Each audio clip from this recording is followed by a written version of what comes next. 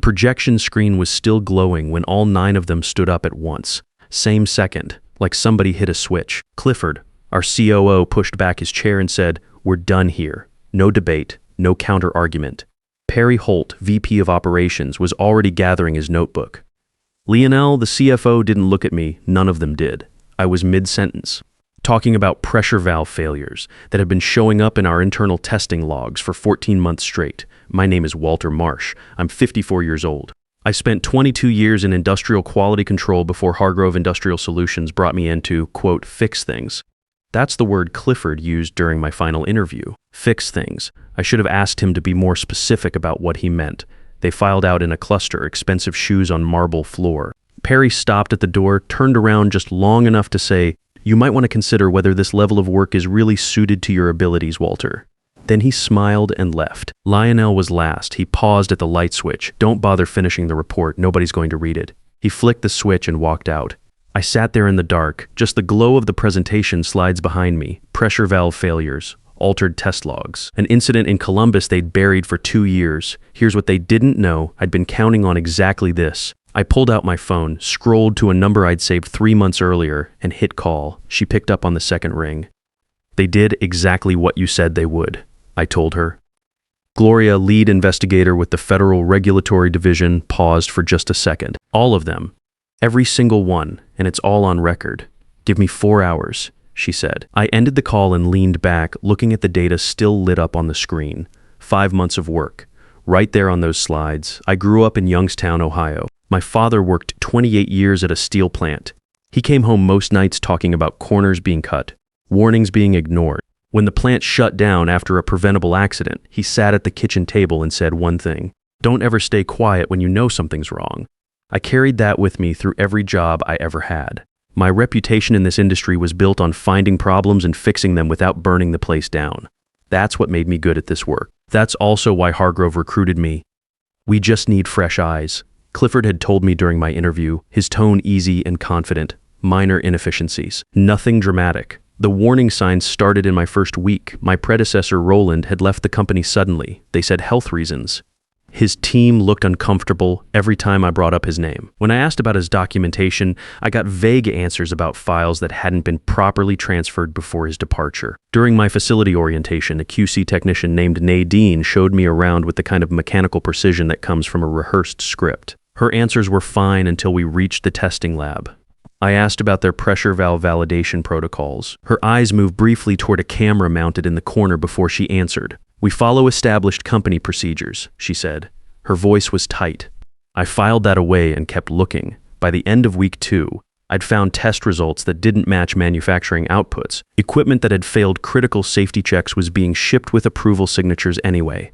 I brought it to my team. They stared at the table and said nothing. Clifford called me in. "Follow established protocols," he said. Previous leadership had a habit of overcomplicating things. The next morning, a bonus appeared in my company account. $18,000, no explanation, no paperwork attached. I declined it in writing that same afternoon and kept working. The pattern became clearer every week. Our pressure valve line had critical defects being deliberately hidden. Testing protocols had been quietly modified to make failing components appear to pass. Customer complaints were being intercepted and closed without resolution. And running underneath all of it was the Columbus incident from 2022. A pressure valve failure in a school boiler room that sent 2 maintenance workers to the emergency room. Hargrove's internal response had been to blame the school's maintenance staff, settle the claims quietly, and adjust the test parameters so future valves would clear inspection. I found internal memos about it in a shared drive folder that someone had mislabeled and forgotten to restrict. That same folder had something else in it that I almost missed, a thread of emails between Clifford, Perry, and Lionel, discussing the timing of what they called personal portfolio adjustments ahead of what one of them described as a potential regulatory review window. Nobody in that thread said the word sell. They didn't have to. I copied everything and kept going. The break I hadn't expected came on day 46 of my employment. An encrypted email arrived at the QC director alias, the generic department address that had been Roland's before it became mine. The sender was anonymous. The subject line was a string of numbers.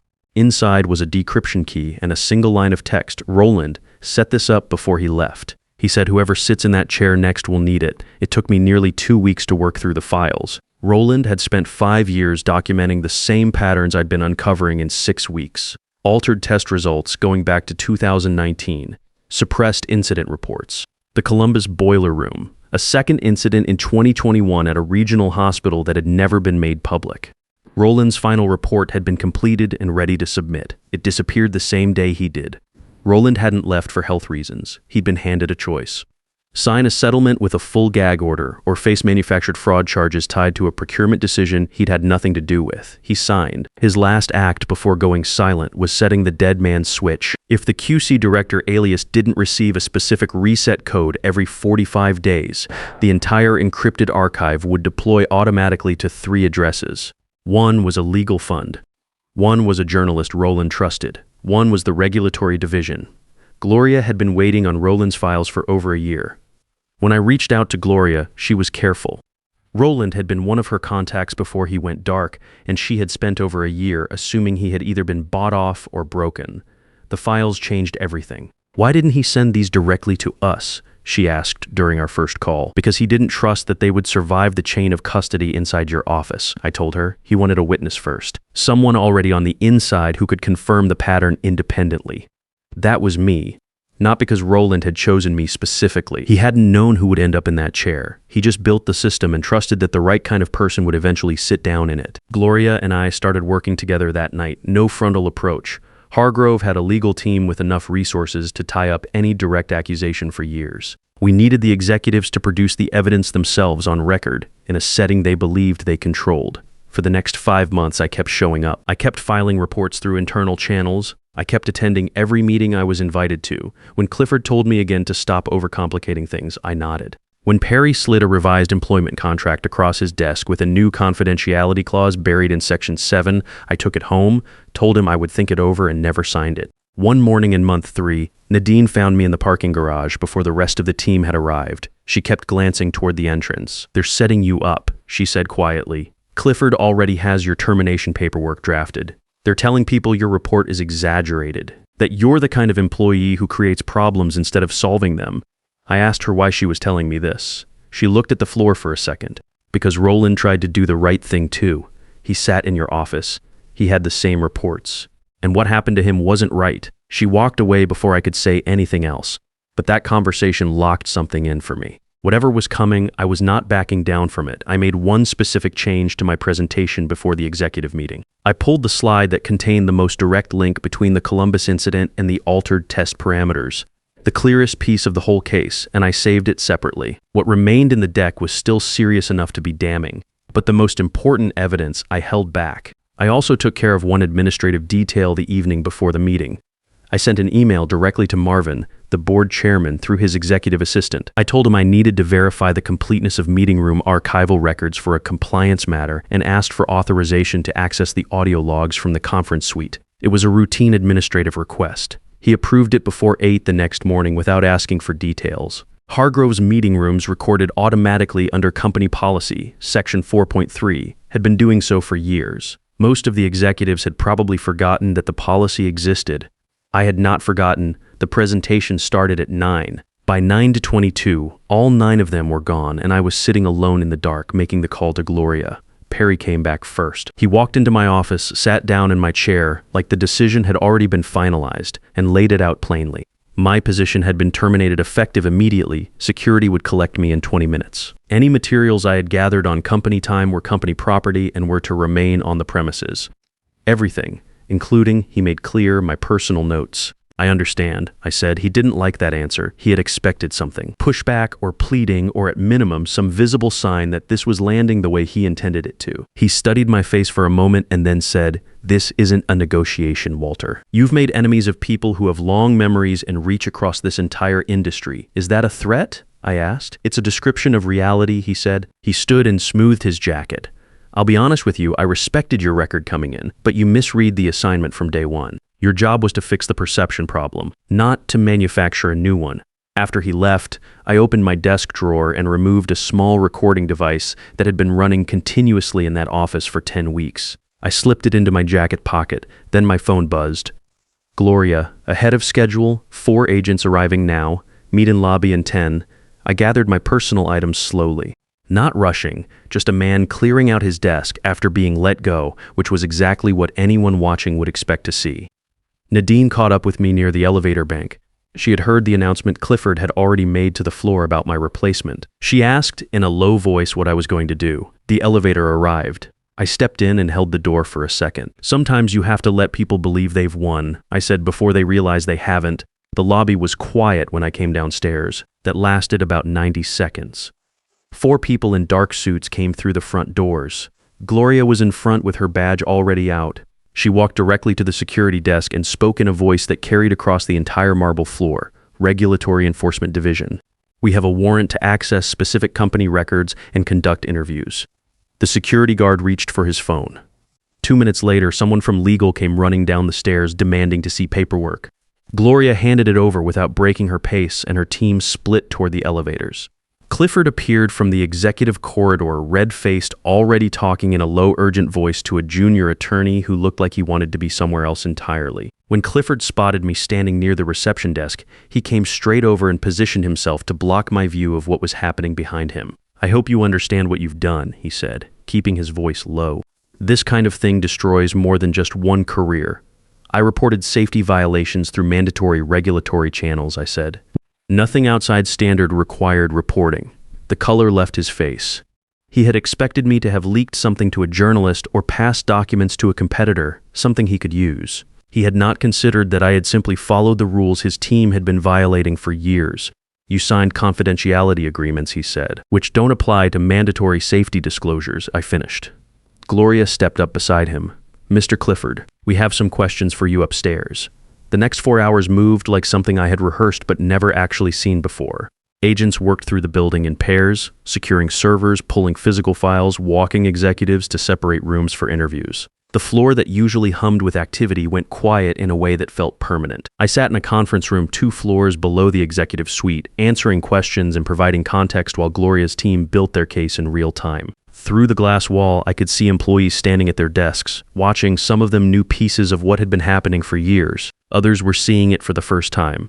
Around the 2-hour mark, Gloria came in and sat across from me with a legal pad. "The memo thread," she said. "The one about portfolio adjustments before the regulatory review window. I copied it in month 2, I told her. "It's in the 3rd folder I sent you, time-stamped the same week I found it." She nodded and wrote something down. SEC was already flagging unusual movement in Hargrove stock going back 18 months. Your memo fills in the internal side of that picture.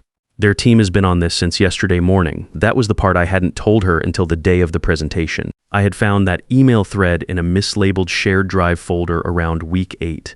Nobody in it used direct language.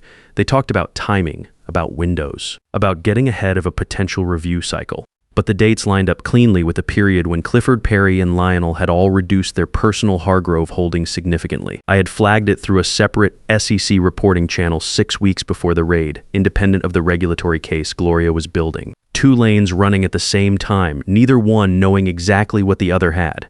At 4:30 in the afternoon, Lionel was escorted out of his office by 2 agents. He walked through the hallway without looking at anyone. By 5:15, Perry followed, along with 3 other executives from the operations side.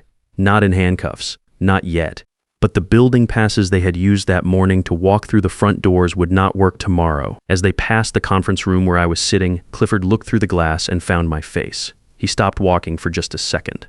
I do not know exactly what registered in that moment for him. Maybe it was the timeline. Maybe it was understanding that the man they had dismissed as a problem employee had been 5 months ahead of them the entire time and had never once raised his voice about it. Whatever it was, he looked away first and kept walking. Marvin asked to see me before I left the building that evening. We sat in the small side office adjacent to the main boardroom, just the 2 of us. He had his jacket off and his sleeves rolled up, which I suspected was not his usual end-of-day look. "The board needs to understand the full picture before the markets open tomorrow," he said. "I'd like you to present your complete findings at 8 in the morning. Everything." I told him I would be there. He was quiet for a moment. Then he said, "You could have brought this to me directly. Earlier." I looked at him steadily. "Could I have 3 board members had signed off on the modified testing protocols, Marvin? Their signatures are on the approval documents. I didn't know which direction you were going to move when it landed in front of you." He accepted that without arguing. "What do you need from me tonight?" "Authorization to pull the complete audio archive from yesterday's meeting room, Section 4.3 recordings. I filed the request yesterday evening. Already approved," he said. "Anything else?" Make sure legal doesn't touch the server backups before Gloria's team finishes their imaging. He nodded and picked up his phone before I was out of the room. I drove home that night and did not sleep much, not because I was wound up. More because the quiet felt unfamiliar after 5 months of running everything through my head on a constant loop. I made coffee around 5 in the morning and watched the early news. They did not have the full story yet, just a brief item about a regulatory action at an industrial firm in Cleveland. By the time the markets opened, that would change. The Hargrove headquarters building looked different at 7:30 in the morning. More security at the entrance, unfamiliar faces checking IDs. 2 news vans parked at the edge of the property, held back by temporary barriers. A woman I did not recognize met me at the executive entrance and introduced herself as Renee, assistant to the board chair.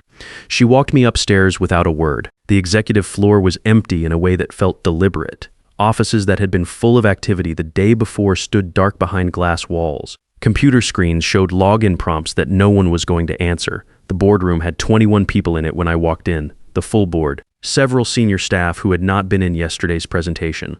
A row of attorneys along one wall who all looked like they had been there since before dawn.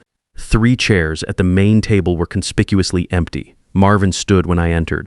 For those who haven't met him, this is Walter Marsh, our quality control director. He paused. Or rather, our former director, based on termination paperwork that was filed yesterday afternoon without board authorization. He looked down the table at no one in particular. Papers I did not approve and will not be recognizing. A murmur moved around the room. Walter has agreed to present his complete findings to this board before speaking further with federal investigators this afternoon. I expect everyone to listen. He nodded at me. The floor is yours. I connected my tablet to the presentation system. The room darkened. As I started explaining yesterday before the executive team departed, I said, keeping my voice level, Hargrove's quality assurance protocols have been systematically compromised for approximately 36 months. I showed them everything, the altered test results, the suppressed incident reports, the Columbus boiler room, the 2021 hospital incident that had never been disclosed, the pattern of modified safety parameters that allowed failing components to clear inspection. I showed them internal communications that demonstrated the concealment was not accidental. It was managed, deliberate, adrewed at the senior level on a recurring basis. The attorneys took notes without looking up. Several board members stopped taking notes entirely and just watched the screen. When I reached the slide I had pulled from yesterday's presentation, the one connecting Columbus directly to the modified test parameters, one of the attorneys said quietly to the man beside him, "That's the one they missed. He was right." That was exactly the one they had walked out before seeing. One of the board members, a woman who had been silent through the entire presentation, leaned forward when I finished. "You said the executive team walked out before seeing this slide. Are you telling us that was deliberate on their part?" "I'm telling you they walked out," I said. "Draw your own conclusion from the timing." The room was quiet for a moment. Then Marvin said, "Continue." I showed them the financial piece last. The memo thread about portfolio timing, the dates. The pattern of stock sales in the 3 weeks before a regulatory review would have become likely if the Columbus settlement had ever surfaced. I did not characterize it. I just put the dates on the screen next to the trading activity that the SEC had already flagged independently. The attorneys on the far side of the room stopped writing entirely. When I finished, one of the executives who had not been part of yesterday's walkout asked how long I had been working on this. 5 months. I said. He looked at the table. "And you never said anything to anyone outside of the regulatory channel?" "No, why not?" I thought about that for a second. Because going to the press or leaking to a competitor would have made this about me. This was never about me. Marvin dismissed the room at 11:15. The attorneys stayed behind in a cluster. As people filed out, I saw 2 board members exchange a look that told me they already understood what the next board meeting was going to look like. By noon, trading in Hargrove stock had been suspended pending a regulatory review announcement. By 2 in the afternoon, 9 resignation letters had been submitted, some through attorneys, some hand-delivered to Marvin's office. By 4, federal prosecutors announced preliminary charges against 4 executives. 3 more were named in civil proceedings filed the same afternoon. Clifford's personal accounts had been frozen by the time he reached his car in the parking structure. The SEC action had moved fast once the internal memo landed in their hands with corroborating trade data already on file. Marvin asked me to stay after the boardroom cleared out completely. We sat at the long table with nobody else in the room. "You could have come to me at any point," he said. It was not an accusation.